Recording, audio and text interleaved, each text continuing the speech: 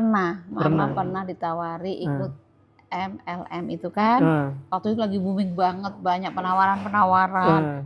Percaya nggak sih, Mama pernah jualan tikar lipat itu yang digelar itu kan, itu sampai entah berapa puluh lusin tanah, keuntungannya banyak. Selain dikontrakin, ketika dijual harganya sudah berlipat-lipat. Setuju. Yang paling nih menguntungkan banget, rumah Cengkareng. Nah, Mama beli 300 juta. Mama jual rumah itu karena mau beli yang rumah sekarang. Dari berapa? 300. Dilaku.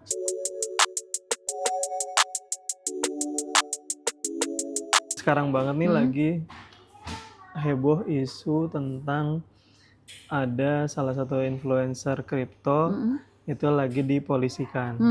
Jadi ada yang melaporkan ke polisi terkait dengan si influencer kripto ini. Dan sebenarnya industri kripto juga di Indonesia itu lagi nggak cuma satu doang kasusnya. Jadi ada beberapa yang mulai laporan terkait dengan ya berkaitan sama kripto lah. Itu Mama ngikutin nggak? Nggak begitu ngikutin sih Mama. Nggak begitu ngikutin, sempat ngeliat judulnya aja tapi nggak ngikutin isinya apa itu. Terus tanya juga kenapa ya kok dipolisikan. Timothy iya, Timothy. Ya. Nah, itu Mama nggak ngikutin. Itu kan sampai Om Topo juga bikin videonya kan? Iya betul. Om Topo kan kebetulan juga bikin konten bahas dari sudut pandang pidananya tuh. Nah, ya pokoknya poinnya dia tuh inilah jual kelas, berbayar, dia mengedukasi, tapi ada juga sinyal atau analisa, misalkan beli koin ini, beli kripto ini, gitu, karena analisanya ini nanti akan naik harganya sampai kesekian gitu. Nah ternyata dalam perjalanannya nggak semuanya berhasil si kripto yang disebutnya, sehingga ya banyak yang rugi, beberapa member rugi, yang melapor itu pada rugi. Gitu. Bahkan ada yang sampai bayarnya mahal, tapi malah rugi. Bahkan ada yang sampai miliaran ruginya. Ya ampun, sampai seperti itu. Harga kelasnya belasan sampai puluhan juta. Banyak muridnya, gitu, member terus jadi member. Katanya ternyata sih rugi. 4.000-an orang gitu. Nah, terkait investasi sendiri, Mama pernah nggak itu kan ibaratnya kan dia jualan ya, ngajak orang untuk masuk ke sebuah industri kripto, habis itu diajarin. Mama ada cerita-cerita yang kayak gitu-gitu nggak? Kalau untuk kripto kan sering dengar dari Edwin, tapi kan Mama nggak mendalami untuk itu ya, nggak terlalu paham. Mama masih seperti biasa pakai yang istilahnya apa ya? Konvensional untuk rumah, seperti itu ya. Iya. Aset. Ya aset. Ya maksudnya ya. Kalau nyimpen, kalau ada rezeki nyimpennya paling emas. Kalau misalkan ada rezeki ya aset kayak gitulah. Tapi nggak usah kripto deh. Misalkan MLM, asuransi atau pernah nggak diajak temen? Mama pernah ditawari ikut MLM itu kan. Waktu itu lagi booming banget, banyak penawaran. Bahkan Mama udah ikut di kayak kelasnya gitu, mengikuti ke apa sih, kan pengen tahu kan. Mama tuh orangnya pengen tahu kalau untuk urut kayak gitu-gitu. Terus Mama ikut di situ, dengerin gimana cara kerjanya, bla bla bla. Nah beberapa teman Mama tertarik tuh, karena daftarnya kan 1,5. Terus kita dapat produk apa untuk kita jual dengan untung sekian. Kemudian Mama kan nggak gampang gitu-gitu aja bayar. Terus saya bilang ya udah kalau gitu saya musyawarah dulu deh, izin sama suami. Alasan saya kayak gitu, meskipun saya sebenarnya berpikir-pikir ini bener apa enggak. Akhirnya teman-teman yang masuk itu terus dapat produk kan langsung bawa pulang gitu. Pas kita lihat tuh produk-produknya itu yang kita nggak kenal gitu, asing. Kayak barang-barang dari perasaan barang-barang dari China deh. Oh ya? Iya. Kayaknya MLM tapi barang dari Cina? Iya. Apa sabun. Enggak yang terkenal kayak Tupperware gitu. Enggak terkenal. Enggak, itu barang-barang yang rumahan tapi agak susah juga dijualnya. Meskipun harganya katanya sini gitu kan. Terus kalau selain keuntungan dari jualan itu katanya kalau kita bisa bawa member, Ya, kita dapat betul. sekian. Ya. Nanti kan adalah itunya kan, apa namanya tuh? Kaki-kaki. Skemanya kaki-kaki, Iya, modelnya kayak skema. gitu-gitu. Kalau nyari orang sekian-sekian. Nah, mama yang kayak gitu nggak terlalu tertarik. Nggak terlalu tertarik. Kayaknya nggak yakin bahwa itu akan bisa menghasilkan. Nah, mama orangnya realistis gitu. Nah, kemudian apalagi pernah. Nah, termasuk asuransi. Maaf banget lah, mama termasuk yang nggak ikutan asuransi, nggak tertarik. Jadi pernah gini, berkali-kali tawarin. Awal-awal pernah nyoba di asuransi, sebuah asuransi lah gitu ya. Sekian tahun berjalan, mama bayar. Kemudian ketika sekian tahun kan boleh berhenti, terus katanya kembali kan dananya, ternyata prakteknya susah. Susah untuk kembali uangnya, dan pokoknya banyak lah kayak gitu. Nah, pengalaman itu akhirnya saya nggak urus. Dan sejak itu juga mama nggak lanjut di asuransi. Pas ngobrol sama papa, aku mau ikut asuransi ini gitu kan. Terus kata papa, berapa per bulan? Misalkan 500 atau 1 juta. Tabung aja kata papa. Coba mama rutin aja nabung aja 1 juta itu misalnya kayak gitu. Nanti ketika butuh kan uangnya siap juga. Kata tapi di asuransi keuntungannya gini. Kata papa, udah nggak usah. Jadi sejak itu mama termasuk yang nggak main asuransi. Enggak. Berarti sampai sekarang nggak punya? Sampai sekarang nggak punya asuransi. Jadi mama nabung aja. Jadi ketika mama pernah sakit, perlu bayar kan? Dari ada biaya berarti. Dari tabungan aja mama bayar cash gitu.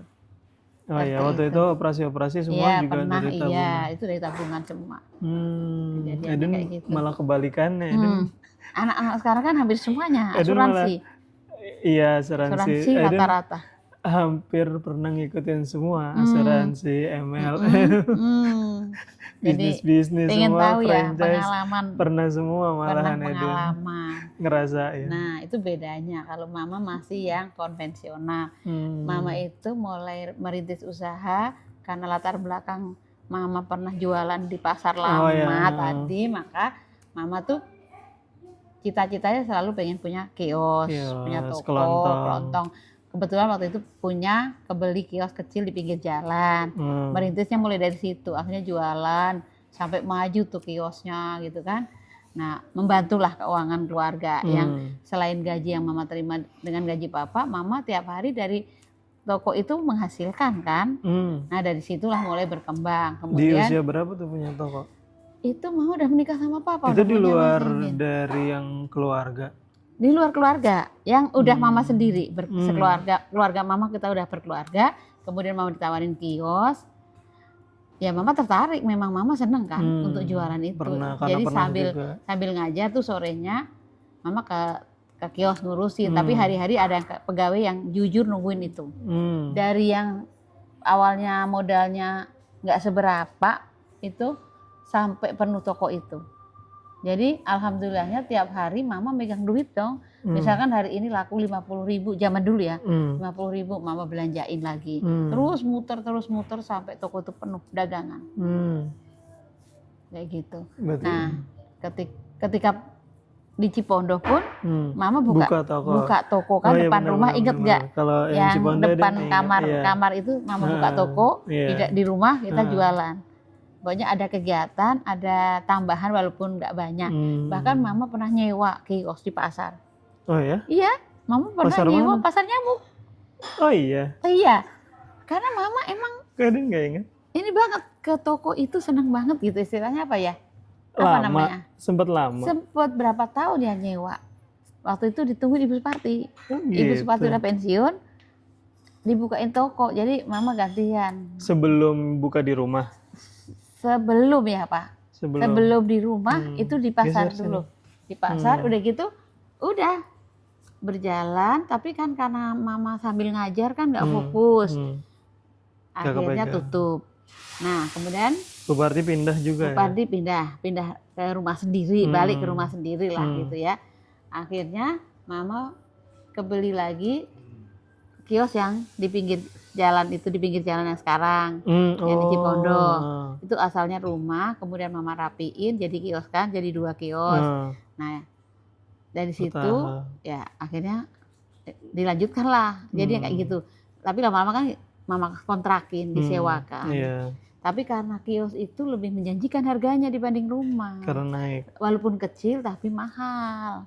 Oh, Karena buat usaha, karena pinggir jalan juga, komersil. Dan nggak pernah kosong, terus menerus orang nyewa. Gitu. Jadi dari situlah. Diajak-ajak orang bisnis berarti nggak tertarik Mama ya sejauh ini? Termasuk yang nggak tertarik. Kerjasama banyak banget yang ngajak modal segini, keuntungan segini. Kalau mama nggak nangani langsung, mama nggak terlalu percaya. Ya. Itu. Gak apa. Nah, ada hal lain yang mungkin Uin nggak terlalu merhatiin ya. Jadi mama tuh sambil ngajar, itu mama bawa dagangan. Jadi mama nawarkan sepatu contohnya kan. Mama pernah beli sepatu di toko sepatu. Kemudian mama tanya harganya berapa, bla bla bla, ukurannya. Mama minta fotonya. Mama tawarkanlah ke teman-teman mama di sekolah. Agak gatel. Akhirnya teman-teman tertarik, pesen. Dari yang tadinya 2, 3, 4 sampai berlusin-lusin. Ngenawarin ke teman-teman guru. Itu ada rasanya malunya gitu nggak? Enggak. Mama jiwa dagangnya udah kenceng banget, ya? happy banget. Jadi malah seneng karena dapat duit. Karena kan nggak ada orang yang malu juga. Kalau mama nggak malu loh. Ngapain deh? Jadi mama dari waktu itu naik motor, bawa sepatu tuh kanan kiri ditenteng, mama digonceng papa, tiap berangkat sekolah, sesuai pesanan temen. Mau selusin, mau 6 sepatu saya bawa ke sekolah, yang pesen saya serahkan, bayarnya pas gajian, Win. Jadi ketika berarti mama talangin dulu modal dulu, begitu gajian mama titip ke bendahara sekolah, dibayarin semua, dipotongin gajinya buat bayar sepatu. Dan itu berlangsung bertahun-tahun. Selain sepatu merambah ke spray. Mama belanja ke Tanah Abang. Mama beli beberapa contoh. Selain buat sendiri, beberapa contoh yang harga terjangkau, mama gelar di sekolah. Ini spray ukuran ini, warna ini nih. Itu pun laku. Jadi mama itu karena jiwa dagangnya sudah mendarah daging kayaknya. Jadi feeling dagang mama bagus banget, Min. Karena dari kecil udah dipacu terus di pasar. Jadi ketika mama sambil belanja di Tanah Abang, kalau kira-kira mama bilang, nih barang ini bakal laku, beneran lakuin. Percaya nggak sih, mama pernah jualan tikar lipat itu, yang digelar itu kan, itu sampai entah berapa puluh lusin. Ada yang arisan, ada yang kredit, pokoknya ada yang 2 kali 3 kali bayar, ada yang cash juga. Tapi rata-rata potong gaji. Ada yang ambil 2, 3 buat saudaranya. Sampai kan terakhir itu mama bawain pulang kampung. Mbah tuh saya bawain, Bude saya bawain. Tikar yang digelar lebar, harga murah meriah lah, terjangkau. Selain tikar, karpet, model karpet, bed cover yang segede. Nah itu udah punya mobil, ya. Akhirnya kan perlu mobil dong, untuk mobilitas belanja segala macam. Dan itu mobil penuh dagangan. Jadi tanpa disadari, walaupun nggak pakai kios tadi mama sewain, mama jualannya malah di situ. Ke sekolah bawa dagangan, akhirnya teman-teman yang kenal belanja. Iya. Kalau sekarang ini sebutannya just tip. Just tip ya. Tapi ini bukan hanya orang pesen, tapi lebih juga, pokoknya yang mau bisa ngambil. Iya. Sampai berikutnya selain itu juga batik. Daster, kemudian spray. Itu mama belanja waktu pulang kampung di Solo, mama belanja di Klewer.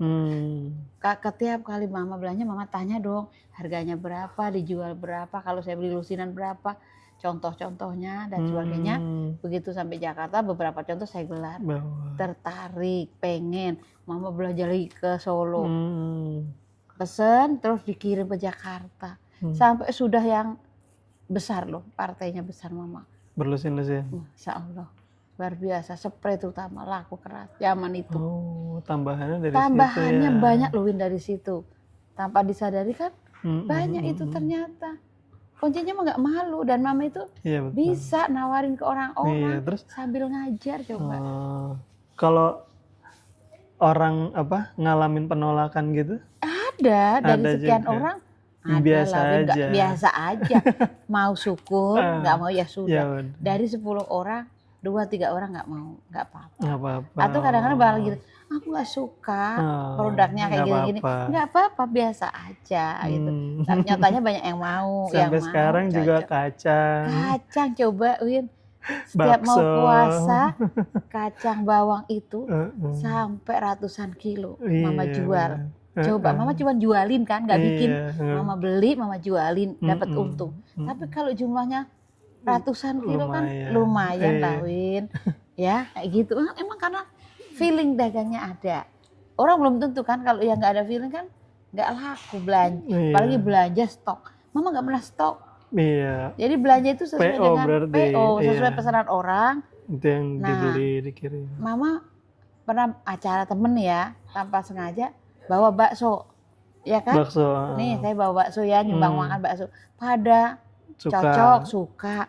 Setelah itu pada pesen, Mama layani dong. Kenapa tidak kan? Mama beli dari tempat lain kan? Bakso itu berapa? Sebok kecil, sebok gede, berbok-bok laku terjual. Jadi sampai sekarang seperti itu. Nah, udah ngalir aja kayak gitu, seneng-seneng aja. Seneng. Iya, memang seneng gitu. Berarti lebih ke jualan karena jualan mungkin lebih real, iya, Mama. Dan kita nangani langsung. Jadi lebih jelas. Istilahnya gitu ya? Lebih jelas, nggak ada tipu menipu. Jarang lah orang nggak bayar, Win. Iyalah, jarang apalagi banget sih. Jualinnya ke teman-teman. Iya, gajinya jelas. Gajinya jelas. Kerjasama deh sama bendahara kalau dulu, kalau sekarang kan nggak bisa. Tapi tiap gajian kan orang bayar. Potong. Iya, itulah kayak gitu. Makanya ketika sekarang model ini nggak coba, karena nggak langsung nangani, takut hilang aja modal. Kalau ada yang nawarin, kalau ada yang nawarin kerjasama atau bikin apa-apa gitu. Enggak lah gitu. Pokoknya Mama yang Mama tangani langsung dari aja. Dulu tuh. Dari dulu gitu. Modelnya seperti itu. Sehingga kemungkinan untuk rugi, kemungkinan ketipu, alhamdulillah enggak pernah kejadian sih kayak gitu. Iya. Alhamdulillah. Ya, jadi dikit-dikit adalah tambahan-tambahan dari situ. Iya. Gitu. Dan juga baru enggak. Iya kan, enggak pernah ya, enggak pernah paham ya. Tapi sebenarnya nggak terlibat juga sih, nggak paham. Paham, Mama pulang sekolah belanja, ntar berangkat sekolah dibawa, hampir tiap hari kayak gitu loh. Jadi mobil Mama tuh dulu penuh dagangan, ke Tanah Abang menyusuri lorong-lorong butuh apa orang Mama layani. Sampai pun dulu pernah elektronik. Orang perlu TV, Mama carikan TV, dia ngeridit bayar kerja sama dengan koperasi. Jadi koperasi bayar cash ke Mama. Orang langsung ke koperasi. Kemudian meningkatlah ketika sudah mulai punya modal ya lumayan. Artinya ada modal udah mulai berkembang. Kemudian tanpa sengaja Mama itu mau beli sayur kan. Itu ngelihat kontrakan kecil Win di gang itu dekat Cipondo ya. Dekat rumah. Itu ditulisin dijual. Hubungi Pak Haji siapa gitu kan. Mama langsung bilang ke Papa. Pak, itu kontrakan yang di gang itu mau dijual murah. Terus saya sama Papa ke Pak Haji itu yang punya kios kan, yang jualan. Pak Haji dijual berapa? 17 juta. Kontrakan kecil itu sederhana zaman itu. Tahun? Berapa? 90-an. 90-an? Ya kan, Mama pindah 95. 95. Berarti 97, 98 lah sekitar itu. Oh, enggak lama dari pindah? Enggak lama pindah ya Pak, terus ngeliat itu ya. Ya pokoknya sekitar itulah. Akhirnya tenaga ditanya 17 juta. Ya, akhirnya tawar-tawar sedikit lah. Dibayar itu pun nggak dibayar cash. Dibayar 2 kali atau 3 kali. Kebelilah kios itu. Kontrakan. Dirapiin sama Papa. Dipoles-poles doang. Kayaknya itu udah gede deh. Masa? Ya kan Edwin lahiran 95. Berarti setelah Edwin 3 tahun kan 98. 2000-an. Oh ya sekitar itu lah. Pokoknya udah di Cipondo. Yang belakangnya Bude kan? Yang pedanggang itu. Itu pertama kali 17 juta dibeli, dirapiin. Akhirnya kontrakin. Gak lama di sebelahnya dijual lagi. Itu udah jelek. entah yang berapa belakangnya situ harganya, ya. dibayar lagi sama mama di gang tuh ya, terus dirapiin, Iya. jadi dua kontrakan, Iya. punyalah kontrakan kecil-kecil itu kan, disewa-sewain, udah sekian tahun, yang ngontrak tertarik dengan kontrakan itu, karena dia merasa cocok dan rezekinya bagus di situ. Akhirnya mama nggak sengaja mau jual, dia mau beli. Berapa? Bu, itu saya beli, dibelinya 40-an juta. Pokoknya berlipat, 2 kali lipat lah keuntungannya. Kaget dong. Berapa tahun? Dalam waktu 3-4 tahun lah, nggak lama lah. Jadi kaget dong. Kontrakan kecil, sederhana, cuma dipoles-poles.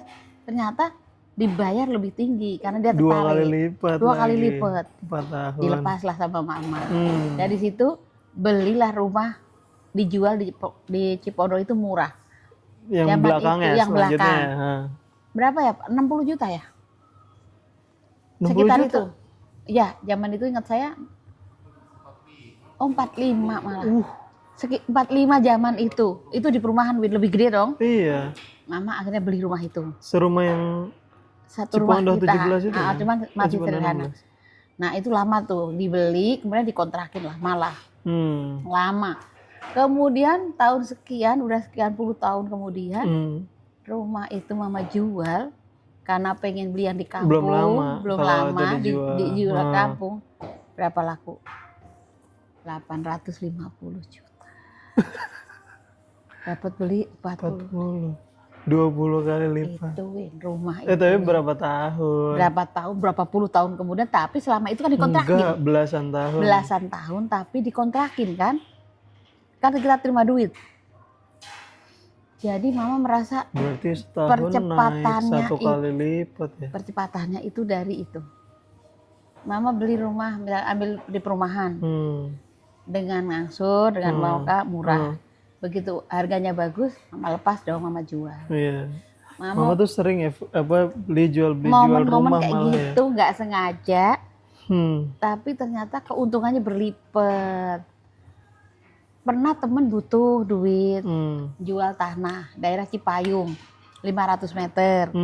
Dia butuh duit banget. Jadi baru dengar nih. Dia hanya butuh 20 juta. Ada teman mama, teman sekolah mama, rumahnya di belakang sana. Pas gitu dia butuhnya dijual 35, tapi hanya butuh 20 juta buat bayar kuliah anaknya. Mama bayarin 20 juta, yang 15 nyicil lah gitu ya. Tanah itu mama tengokin ke sana. Kemudian karena jauh, mama biarkan dong. Sekian tahun kemudian, begitu harganya bagus, mama jual. Berapa lakunya? Saya nggak hafal. 75. 2 kali lipat dong, lebih. Jadi dari kayak gituin itu, ya dari situ nambah kios yang di depan pinggir jalan itu. Jadi tunggal sana, beli di sini. Itu kayak itu berpindah-pindah kayak gitu. Kalau hari ini nih mau ngelakuin hal kayak gitu, masih mungkin. Masih mungkin kalau modalnya ada. Kalau punya tapi modal, mungkin kan, gini cuman kali harga ya. Sekarang kan sudah enggak, bentar dulu. Kan kalau harga sekarang tapi tergantung daerah juga. Iya betul memang. Kalau daerah ibaratnya kan kalau Cipondo ya jauh sekali dari pusat kota zaman mama, makanya harganya semurah masih itu. Murah itu. Ibaratnya kalau sekarang harganya sudah mahal. Nyari Cipondohnya yang juga zaman sekarang, titiknya di mana? Tenjo gitu misalkan. Udah jauh lagi ke pinggiran. Jauh lagi, iya. Seperti itu. Mungkin bisa untuk mainin yang kayak gitu ya. Nunggu pembangunan, harga naik, baru bisa dilepas lagi. Kayak gitu. Tapi sebenarnya berkaitan sama itu. Berarti peluang usahanya mama lebih sebenarnya ya itu juga seperti itu. Ada bukunya tuh sebenarnya. Cuma mama nggak membaca buku. Saya nggak membaca buku. Otodidak. Berdasarkan pengalaman, udah gitu mengalir. Dan kebetulan cocok aja, pas gitu loh momennya. Ya kayak tadi nggak sengaja kan, mama beli sayur pagi-pagi. Ada yang ke gang itu, biasa nggak ke gang itu, ke gang itu. Kan ditunjukin. Pas ada tulisan, mama kalau udah ada tulisan dijual, feelingnya langsung mama foto. Kalau ada nomor HP, mama telepon. Tanya berapa harganya, meskipun mama nggak siap beli kan. Siapa nanya tahu aja ada dulu. Nanya dulu. Jadi Win, ternyata kita invest rumah, tanah, keuntungannya banyak. Selain dikontrakin, ketika dijual harganya sudah berlipat-lipat. Setuju. Yang paling nih menguntungkan banget, rumah Cengkareng. Rumah Cengkareng. Nah, Mama beli 300 juta. Cashnya 100 juta, yang 200 KPR Bank BNI. 10 tahun. Nggak terasa dong, 10 tahun ngangsur, kebayar. Tahun ke-12, berarti 2 tahun setelah lunas, kan lunas nih 10 tahun, kan dikontrakin selama itu. Terima duit dong, terima duit sebenarnya. Buat ngangsur. Begitu tahun ke-12, Mama jual rumah itu karena mau beli yang rumah sekarang. Dari berapa? 300. 300. Dilaku 1,4 M. Berapa kelipat? Masya Allah, alhamdulillah ya Allah. Di luar dugaan banget. Begitu saya tahu pasaran harga segitu. Iya, memang zamannya Mama memang properti yang komoditas yang paling bagusnya, yang paling emasnya gitu. Tapi itu juga nggak semua orang punya feeling ke situ. Betul. Kalau Mama karena sudah didasari karena tadi banyak pilihan lain. Didasari emang Mama seneng jual beli. Nah, kemudian meningkat ke situ. Kayak gitu. Tapi juga ada bahasan gini. Karena baby boomer, Mama kan generasi baby boomer, Mama suka beli properti banyak, sehingga sekarang harga propertinya tuh naik. Karena propertinya udah pada dibeliin sama generasinya Mama. Sehingga generasi sekarang itu sulit buat beli rumah. Masa sih? Bukan karena kalian kebutuhannya banyak. Karena sekarang beda. Kalau Mama dulu kan ibaratnya udah satu komplek ini udah kebeli semua sama beberapa orang, sehingga harganya naik. Ada bahasan kayak gitu, sehingga yang muda sekarang harus geser lagi ke wilayah yang agak jauh lagi. Makanya Mama udah berpikir jauh ke depan kan. Tapi nggak bisa disalahin. Ketika Mama sudah kebeli rumah, udah kebayar rumah yang satu, kan Mama akhirnya ngangsur rumah kedua. Untuk kalian, Mama udah nyiapkan untuk anak-anak Mama ke depan. Karena Mama berpikir, nanti ketika kalian dewasa butuh rumah, pasti harga rumah sudah tinggi. Sudah terpikir oleh Mama. Makanya Mama sudah nyiapin rumah buat kalian. Waktu itu ngangsur, tetap ngangsur. Gitu. Ya itu caranya. Karena kalau nggak kayak gitu, kalau nggak Mama belikan waktu itu, kamu beli sekarang, berapa tahun nabung? Iya, betul. Itu dia. Saya kira itu pelajaran-pelajaran.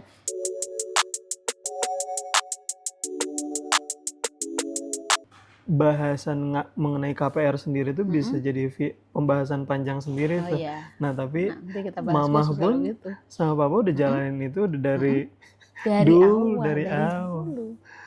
Kan ada pro kontra untuk KPR itu. Ada bukan masalah agama, bukan. Tapi hitung-hitungannya. Hitung-hitungannya. Karena KPR lebih untung, lebih apa? Jatuhnya lebih mahal. Tapi kalau kita nggak pakai KPR nggak kebeli dong, Win. Iya, nah itu kita bahas nanti aja. Panjang lagi.